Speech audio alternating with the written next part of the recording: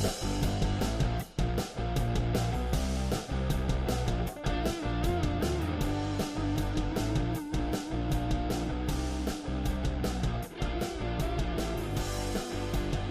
going on? Welcome in to Missouri Central, your home for the Missouri Tigers on SI. I am Joe Gaither. This is the Joe Gaither Show on Mizzou Central.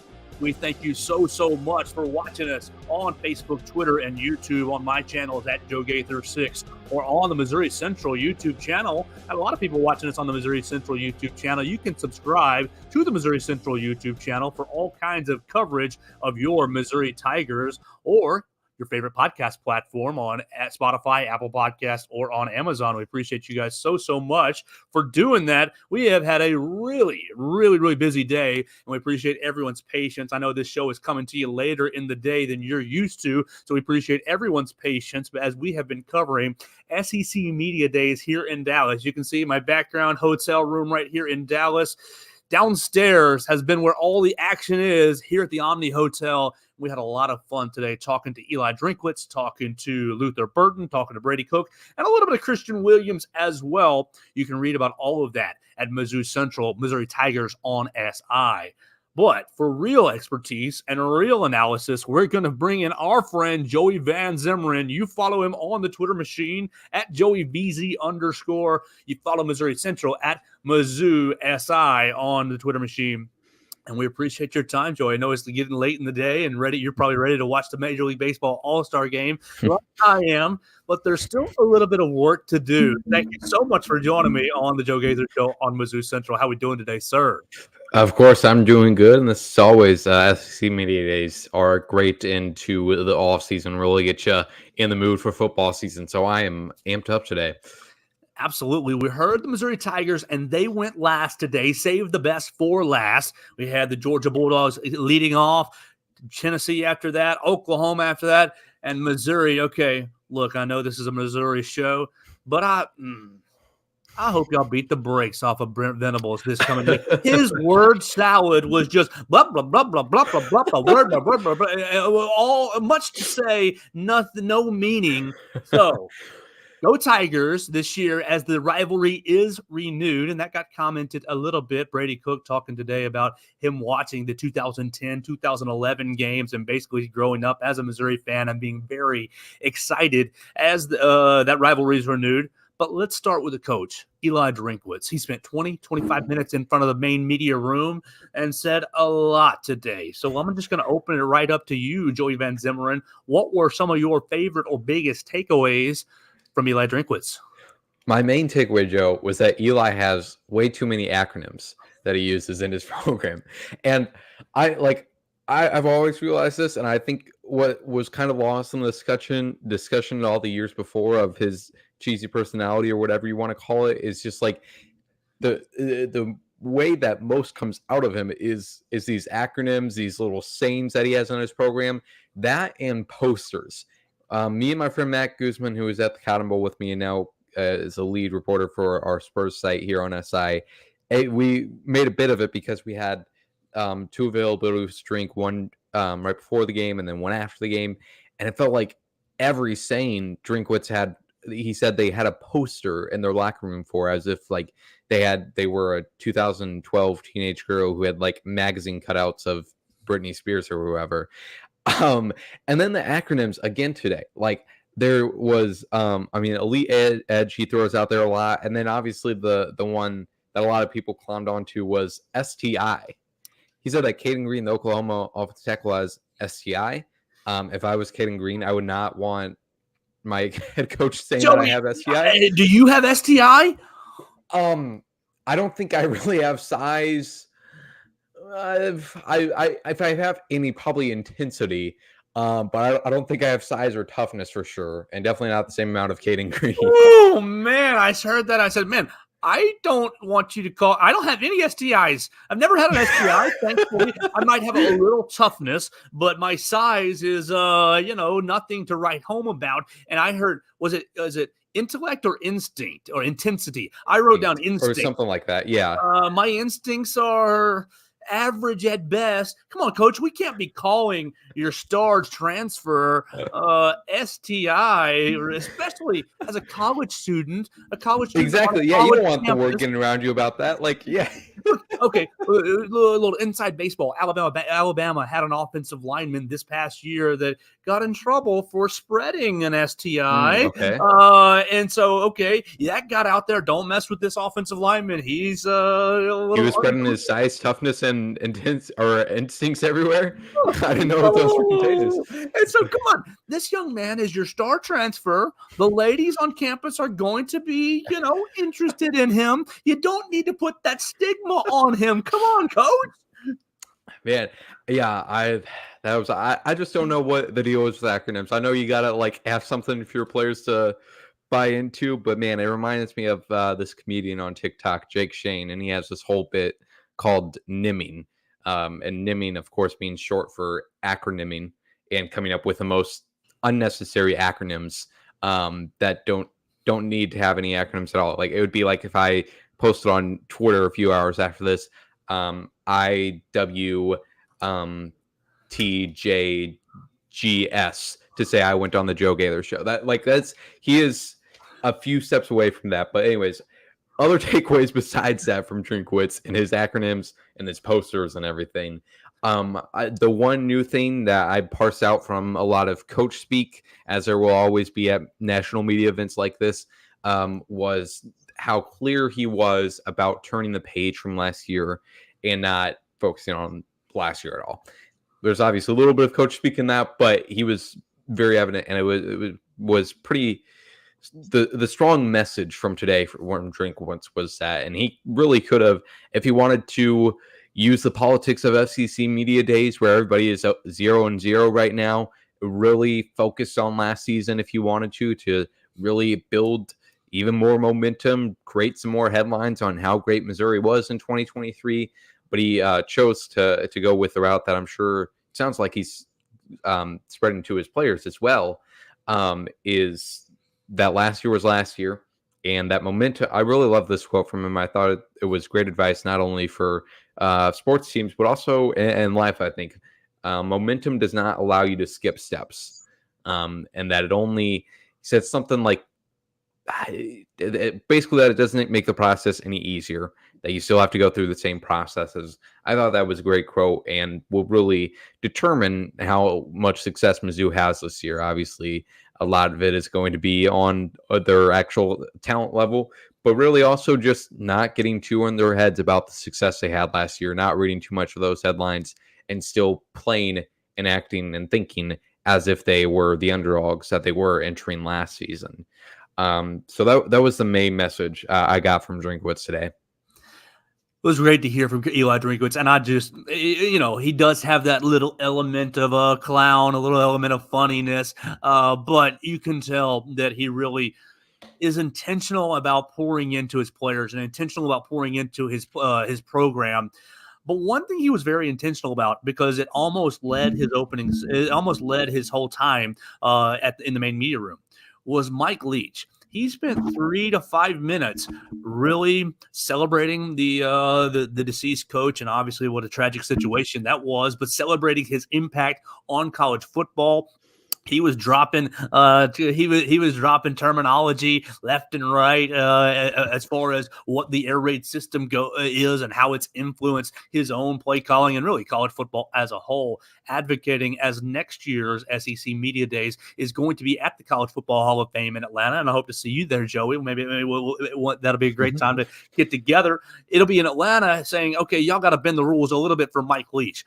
Two things that I'm throwing at you right here. One, what is the connection? And if it's just affinity, you can just let us know that. What is the connection? And two, you think they just should bend the rules, or are you one of those guys that say the rules are the rules and you are one single win short of the win percentage to qualify for placement selection in the College Football Hall of Fame? Man, I mean, with your most last question there, I think rules are rules in most cases, especially for historic sports establishments like College Football Hall of Fame. But at the same time, I think it's a rule like that is kind of crazy to have. Especially when I think of the Pro Football Hall of Fame and the standards they have. The main criteria for it isn't anything specific. It's really just judging the impact they had on the game of football. And Mike Leach undeniably had a massive impact on the game of college football, as Drinkwitz mentioned today. As far as the connection between the two of them, I believe it's just affinity and fandom. Like you mentioned, I don't believe there's any connection. I was just double checking on their Wikipedia, and there's no overlap there. So I'm guessing, like you said, just Drinkwitz being a fan. But I definitely would agree with him. And outside of just the X and O's impact he had and really defining a whole era of college football.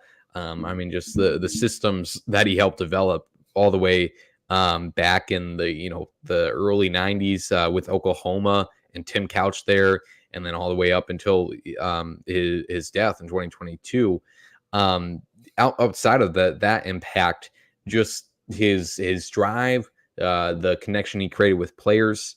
One of the greatest stories I've ever read was in the book The System by Armin Katayan and Jeff Benedict. And I think the very first chapter of that book was about Mike Leach's drive, how the situation he and his wife went through to get to the point that he got to break into coaching at all, and all the sacrifices they made to get there. So I would absolutely back up Drinkwitz's statement that Mike Leach deserves a spot in the College Football Hall of Fame. We're keeping going. We're talking SEC Media Days as the Missouri Tigers were one of the featured teams today.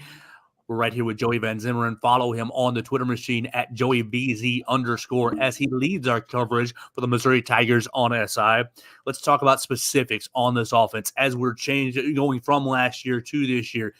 One big absence. Cody Schrader obviously moved on to the NFL, playing for the San Francisco 49ers. Going to try to find a way on that roster. Great. Good luck to Cody Schrader. But you got to replace him from the Missouri Tigers standpoint. And what I heard today was a little bit touching, a little bit eye-opening. It was eye-opening to me as someone who is not following the program day in and day out like you are. And I think you've mentioned this a couple of times, but obviously Cody Schrader's production, you can read it in a stat sheet. You can see it every week. You can see the touchdowns that he scored last year. And so you see, okay, that production has to be replaced. You go out to the transfer portal and you get Marcus Carroll out of Georgia State and you get Nate Noel out of App State. And Brady Cook was complimentary of those guys, what they bring on the field. But Coach Drinkwitz was very revealing, in my opinion, about the impact that Cody Schrader made, not the touchdowns, not the yards, not the first downs gained, but the mindset, the mentality, we're Missouri, we're going to do it day in and day out. We're going to follow a process, our process, adhere to our standards, and boom, it's going to result in what we saw last year, Cotton Bowl champions, great season. So how is Missouri going to replace not the yards, not the touchdowns, but the leadership that Cody Schrader leaves in his absence? This isn't to take away from any of Cody's vocal abilities as a leader or anything like that, but I think the greatest impact he had as a leader would just be by doing things by example and really, like Drinkwitz mentioned today, setting that standard. And the running backs coach, Curtis Looper, even talked about this during spring camp, how Cody is still having an impact on the running back room, even with his absence. I mean, he was still at that time working out in the training facilities to train for the NFL draft. But even today, that the Coach Looper could still see the tremendous impact Cody had on his peers. And I think that will extend beyond the running back room and really anybody on the offense and the team as a whole, just seeing all the dedication that went into Cody Schrader's story. It's like the quote that there's no such thing as overnight success. It takes 1,000 days of work or whatever. Now, Cody Schrader definitely was not even in the Missouri program for 1,000 days, but it did take him probably more than 1,000 days. Almost 800. Yeah, there you go. So, I mean, 800 days in Missouri, all that time at Truman State, all that time being under recruited in high school to get to the point where he was leading the SEC in rushing. They talked about, one of the most famous parts of Cody Schrader lore at this point that we've been retold over and over again. It was the story of the day he graduated from Truman State. He wanted to skip his graduation and just go to practice. Coach Drinkwitz, the rest of the coaching staff said, no, we want you to celebrate this moment, celebrate your education accomplishment. So he obliged, skipped graduation or went to graduation, was back in Columbia that night. And then when it was dark out there, like 7, 8 p.m. And coaches were still in the office, and they saw Cody Schrader out on the practice field working. He had the running backs Coach Looper, send him the rundown for practice that day so he could do the exact same things. He did not want to lose a single step. So I think impact like that is going to be felt with Cody Schrader still on this team for all those guys that were last year. They're going to recognize this, what Coach Looper was talking about, recognize that the best player or the player that's going to get the most opportunities in any given aspect, pass protection, coming out of the field as a receiver, being a third down runner, and whatever way they can get their way onto the field, the player that's going to get those opportunities in that way is going to be the best one. It's not going to be based off of any transfer notoriety and any star recruiting out of high school, whatever. It's really just going to be who can be the best at that, who can show they want it the most. So I think his impact will still be there for years to come, even though he won't physically be there. As far as who on the team can now replace that vocal leadership and his presence, he always was one to lift guys up. I definitely think Brady Cook again will, just with another year under his belt, be able to be more of a leader. I think Theo Weiss as well, now going to this year, second year with Missouri, be another great leader, especially in the wide receivers room. He helped Luther Burden out so much in his sophomore season. And then also, those would be the two main guys I'd point to on offense for sure. All right, we're hanging out with Joey Van Zummeran. You ever had a bad day, Joey? Of course. Yeah, I think we all have had bad days. Eli Drinkwitz said Brady Cook has never had a bad day, even if his girlfriend breaks up with him. And look, I've had that happen myself. Look, I've had bad days. What is it about Brady Cook that makes him so special? It says, okay, I'm so positive. And then really, I want to go back to that Kansas State game. Because we heard a lot from from Brady Cook that, okay, that was the turning point of his whole entire tenure at Missouri. He expressed, I've wanted to be a Missouri quarterback my whole life. I just wanted the fans to accept me my whole life. And we've gone over it before. They're booing Brady Cook, the Missouri faithful, before the game. And he has a real good game. 3 total touchdowns, 356 yards. He talked about, I led a touchdown drive on the first drive of the game, and we won the game. And basically, from that moment, Eli Drinkwitz does his thing at the postgame press conference, backing him up. And he says, from that moment, my confidence really skyrocketed, and that bled through the entire team. How do you keep it going if you're Brady Cook? Obviously, new season. How do you maintain the confidence factor and really just what makes him so special as a Missouri Tiger quarterback? Brady really just seems like a case of somebody who is fully confident in themselves and doesn't really need validation from others. He pretty much embodying the quote of, I trust the next chapter because I know the author. I think that makes him not immune to any criticism or hate. We showed, just like you mentioned, after that Kansas State game, that he obviously is going to hear when the whole student section is booing him. But I definitely do think having that confidence in yourself helps out a lot, to be unbothered, to be less anxious about situations like he was in last year fighting for the starting job.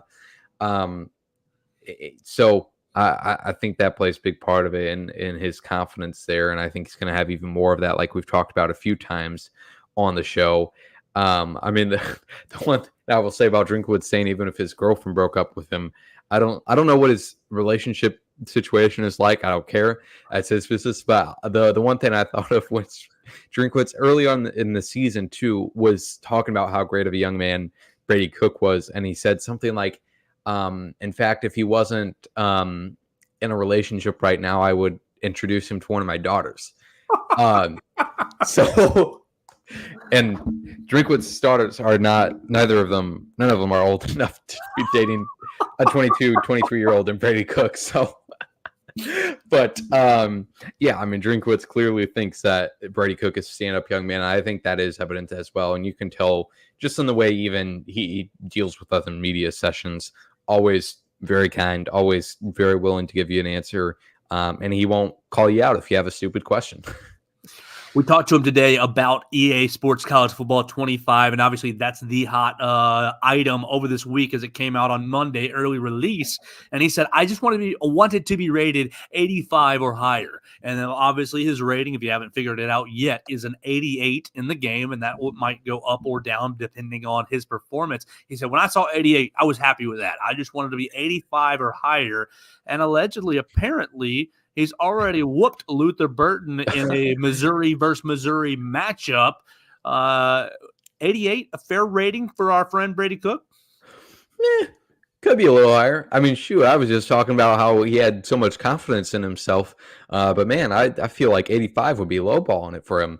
But, again, maybe just I'm bothered by that. But, yeah, definitely would be a little higher. But I'm not surprised he beat Brady or beat Luther, rather. I would be interested. I guess I would hate playing against a quarterback with any sort of experience in a video game just because of the knowledge they would have. I don't know how realistic the coverage schemes are, how much you can read a defense in the NCAA video game, but shoot, you'd be able to read it better than me. When fall camp gets started, Joey, we got to put you and all your Missouri Central faithful on kind of a mission. Who's the best NCAA football player? Who's wasting their time playing the video game rather than getting prepared for, was it Murray State plays the first game, right? Yep. You got to get ready for Murray State. Don't be playing your opponents and your teammates. Don't be staying up till 2:00 in the morning. I'll tell you what, they have you focus on Murray State today. Murray State probably got more shout-outs than any other non-SEC team throughout these media days here. Man, they were pretty, as much as Bill Belichick in that one press conference, like, we're on to Cincinnati. Mizzou is on to Murray State and not focusing any other future. Want to know. He said, if we don't beat Murray State the next game, Buffalo doesn't matter near as much. Mm-hmm. So that's a great, one-track mind. Let's flip. I'll tell you what.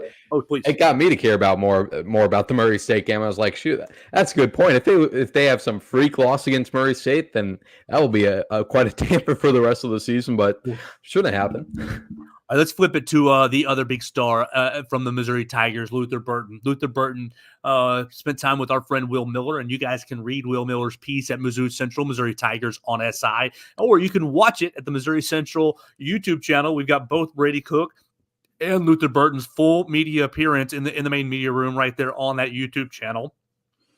Luther Burton said, and here's the main question, I want to win the Heisman and the Biletnikoff Award. Bet Brady Cook put it plain and simple. He's the best receiver in the SEC. I said, is he the best receiver in the SEC? He goes, yes. One word answer. Well, yes. And we moved right on. So, is he the best receiver in the SEC? For part A. And part B, are his goals in the realm of possibility for Luther Burton? To the first question, I will copy Brady's answer and say yes. Period. As far as realistic to win both Biletnikoff Award and the Heisman, I mean, I would find it hard for him to win the Heisman and not the Biletnikoff. So I think he had a steady Heisman campaign going until about week 8 or 9 in the season. He was too banged up for quite some time, and in the games against Tennessee, Florida, the story was more on Cody Schrader than anybody else. But and not to say the Heisman is a popularity contest, because I think it's more valid than the Pro Bowl or anything like that. But I just think it comes down to so much like having these massive stat lines and headline days. And obviously, like the most talented player is going to have the most of those. But it's more on that than, being a really talented, really solid technique guy that does a lot of little stuff really well. You got to have some big time 150-yard, 5 touchdown type days baked into your season there. And like I said, Luther had quite a few of those early on in the season. There was a period there, like 3 or 4 straight games, where he was setting an individual game record for himself, kept on breaking the previous one. So it would take a bit. I'm not sure. I think Will said that. Shoot, I'm forgetting his name, but he went to Alabama. I'm pretty sure the wide receiver. Devontae Smith. Yes. Short, small guy. Kind of like Luther as well. Smaller in stature at least. So it'd be quite the win for Luther. I know Cody finished 8th in Heisman voting last year, and then other than that, the last Mizzou player to even be considered for the Heisman was Chase Daniel. But I mean, not only does, like I said a little bit ago, about having those highlight type days, but also, I mean, just how well your program is doing. It probably shouldn't depend on that, but I mean, it is basically the most valuable player award for college football. So if your program is having 10, 11, 12 win seasons, then that will certainly help out a lot too. All right, last question. Let's flip it to the defensive side of the ball. We heard from Christian Williams today, and we heard in my time with Brady Cook, basically very, very complimentary of every level of the defense. And you're going to get that from a quarterback. You're not really going to get this team, this area sucks. He wants to build up his teammates. Great leadership right there. But how much pressure? We've talked, I think it was 2 weeks ago we did the defensive backs. We've talked about replacing, obviously, the defensive coordinator, replacing 3 defensive backs who got drafted in the NFL, replacing first-round draft pick along the defensive line. You're talking about sustaining. You're talking about getting to the college football playoff. How much pressure is it on the Missouri defense to say, okay, if the season isn't a success, if it's not a 10-2 year, an 11-1, a 9-3, then it's all on us. How much pressure is on the Missouri defense to say we got to hold up our end of the bargain here? Yeah, I find it difficult to see a world where the Mizzou defense is like holding the team behind in a way that the 2023 LSU defense did, where they have just an incredible offense and a defense that blows it every single week. But I definitely do think, like, whoever asked the question today, whatever reporter asked the question, Drinkwitz, made a little bit dramatic in saying that there's so many questions and worry with this Missouri defense. They were still a solid unit last year, even if not as great as they were in 2022. But obviously there is going to be some more questions, losing all of those draft picks, losing your defense coordinator, who is now the highest paid defense coordinator, or highest paid coaching assistant in all of college football. Because LSU defense sucked so bad last year, they gave all the money to Blake Baker to fix that up. Where was that? Lose my track here. But there's going to be more questions with a new defense coordinator coming in, with all those draft picks you're losing, but they still do have a lot of talent. I do think a big part of bringing Corey Batoon in was the fact that he's going to run a pretty similar scheme to Blake Baker. It was funny when Drinkwitz was asked specifically about that by my friend Billy Jones, who's a student at Mizzou, like what new wrinkles Corey Batoon going to bring. And Drinkwitz's answer was, I don't know if this was him wanting to keep secrets or what, but he was basically like, well, we want to tackle guys and hit the quarterback, and those are our 3 fundamentals of our defense. Like, I mean, you just really described the job task of a defense. So yeah, I guess that doesn't depend on the coordinator. But I do, like I said, the continuity of having a pretty similar scheme with Batoon should help out there. They definitely, not only with those draft picks, lose a lot of talent, but also a lot of leadership, a lot of experience in the scheme. But they seem to have a lot of confidence in the guys that are going to step up. There's no short of those guys for sure. You have Drayden Norwood at cornerback. You have Chuck Hicks at linebacker. And both of those guys, like Drinkwitz mentioned, are guys that, even though they weren't the primary starters for 2 or 3 years, they have plenty of starting experience behind them. Chuck Hicks started quite a few games in the 2023 season. Same with Drayden Norwood, both of them because of injuries. So I think they have a lot of reasons to be confident on defense still. And then add a lot of talented transfers. The two that both Cook and Drinkwitz mentioned today were Zion Young from Michigan State and then Darius Smith from Georgia. I'm really excited to see Darius Smith out there.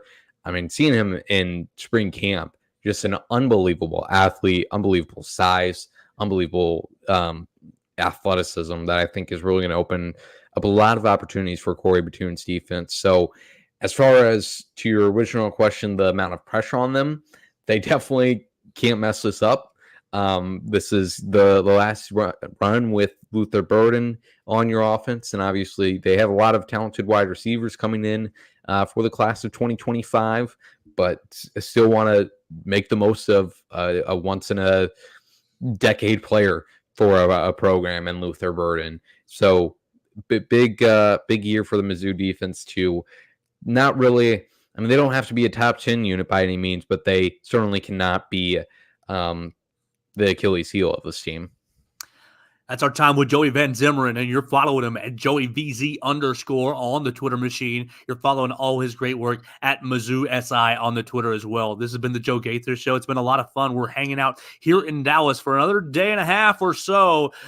Joey, we look forward to reading the rest of your coverage. Football season will be here very, very soon, so make sure you guys are all bookmarked Missouri Tigers on SI, as it's going to be a fun year in Columbia. Thanks for your time, Joey.